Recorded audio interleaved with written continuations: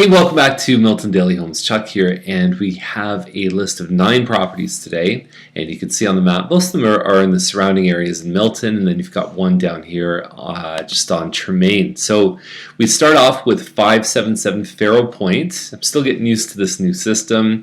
It's a corner unit, 3 stories, so you do have a bit more of a side yard where if you do have kids, they can play, maybe even a pet. There's a little main floor office or a playroom or an exercise room. It can come in very handy as a bonus space, and then you have living, dining, kitchen on this floor, and then you've got 3 bedrooms upstairs. So when you look at the pictures, that's the living area, the family room, and then you've got your kitchen that overlooks the dining room, and then there's the walkout to the side balcony here, and then we've got the bedrooms upstairs. There's 2 of them, 1 full bathroom, plus you've got some hardwood stairs. So there's some models, like even I think there's another corner and end unit that's asking like $369. There's no way they're going to get them. There have been a couple that have sold over $350, but not very many. Recent sale, there was an end unit that's 50 square feet smaller than this with some really nice upgrades that sold at just over $340. So $338.9 I think is a very fair price for this one. It's a little bigger than that end unit, but it's not nearly as upgraded. They're in the right zone. So this one's definitely a player.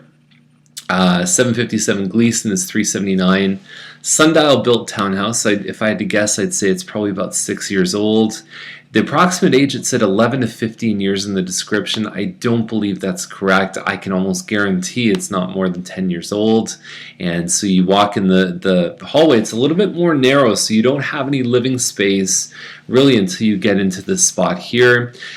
Kitchen plus an eat-in area, and then you've got all of that opening up to a family room. California shutters. I think the paint colors really complement the tiles and all the furniture nicely, so it shows very well. It doesn't have as much main floor space as I'd like, comparing even to a Croft side or some of the Mattamy models. And again, they lose out because they're a little more narrow.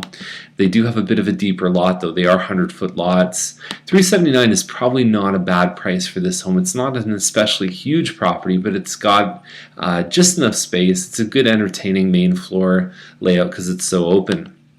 Meadowbrook is at $399 and 67 by 132 foot property, and there's just it's kind of a mishmash right here. You can see that there's an angled corner right here, but the cabinet's square, and you've got an old stove, but you've got a new fridge, and you've got granite counters, and it just kind of comes together a little bit off. Like even just taking that curtain down would probably change the impression of the kitchen. So some original parts in the basement there. It just has kind of a mishmash. There's new, there's old, which can be very challenging, because I think if it's all old, it makes the decision easier for a buyer, or if it's all new. But are you actually losing money on some of the new cabinets and so on because you just haven't finished the job? It looks like a 1.5 car garage plus a shed in the back, and still a lot of yard there and some nice mature trees too. So $399 I think is going to expose them to a different audience than what they have been before. So it's time to get that one sold. I think it's certainly in the range where buyers are going to start to pay attention. Barr Crescent is an 1860 square foot home. It's called a Townland model, and it's actually a good deal. I mean, when you see, like, there's townhouses at 1,600 square feet that are selling for $440. Not that I fully agree with all of that, but I'm saying like a semi here, you've got a combined living dining in the front, then you go down the hall and you've got a family room plus a kitchen. And there's nothing super fancy about this home, but it also looks like there's nothing really wrong with it. And so you've got the master, the front room's big, and then there's 2 rooms off the hallway, so 4 bedrooms plus a laundry upstairs. And I would say that this one, I'm surprised it's taken so long to sell, because I think it does represent good value, and it's a nice price point. Raynor Court, when I first saw it, I thought, I don't know what detached home it is. It looked detached because the other home is sunk far back from it. It's an end unit, Hillsview, 1510 square feet, and so the kitchen looks great. I think that what you can get, like I would say the value's better for the previous one on Barr, and that one's even close to the school and everything. Raynor's a good location too. There's some parks close by, but The at 414.9, no hardwood on the main floor. Those bookshelves may make that room look smaller, not sure, but it is a good classic floor plan. I just think that the price seems a little bit high. Martin Street is probably getting close to the Taco Bell KFC Steeles area, 56 by 124. It is a bit of a busier street. It is set back a little from the street, and you've got a renovated kitchen. This one I'm not sure how it would show in person. Again, without the pro photos, it can be difficult to really see. I mean, these are just normal, almost iPhone, BlackBerry shots, and then it looks like there's some privacy back there as well. It says it's on the east side, but if that does make sense actually, because I think the even numbers are actually on the west side of the street. Yeah, I don't know. This one's a bit of a mystery. I'm not sure how this one is going to actually sit in the market.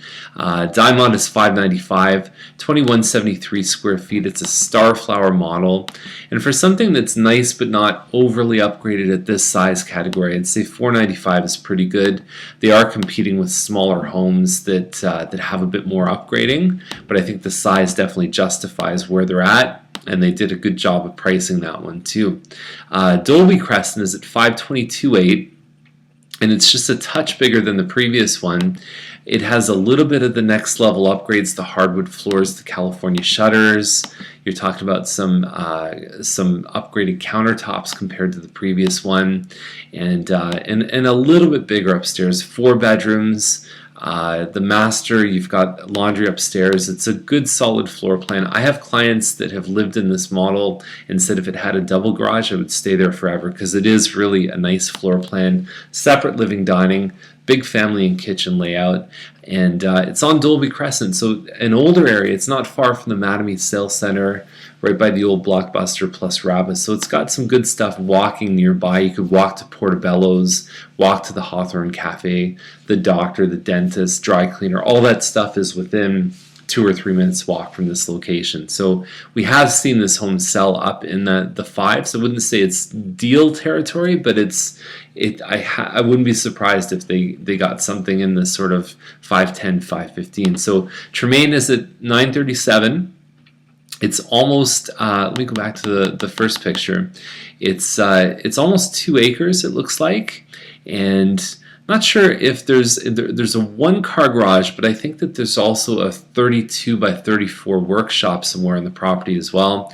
250 by 300 lot, and so upgrades. They've done some modern finishes inside. It's got a side split, 3 bedrooms in total, sunroom in the back, and pretty nice views. Now, when you look at something like this and say 937, it seems pretty high actually on paper, but what you'd want to check into on something like this, obviously you're going to look into the structural and cosmetic upgrades. I'm going to attach this map at the bottom of this video, but this is a map that actually Colin Best sent us. And it's all about the regional official plan and some of the amendments that are made. You can have a look and you can see where the urban areas are, which is the yellows. So Milton is going down all the way down to Britannia.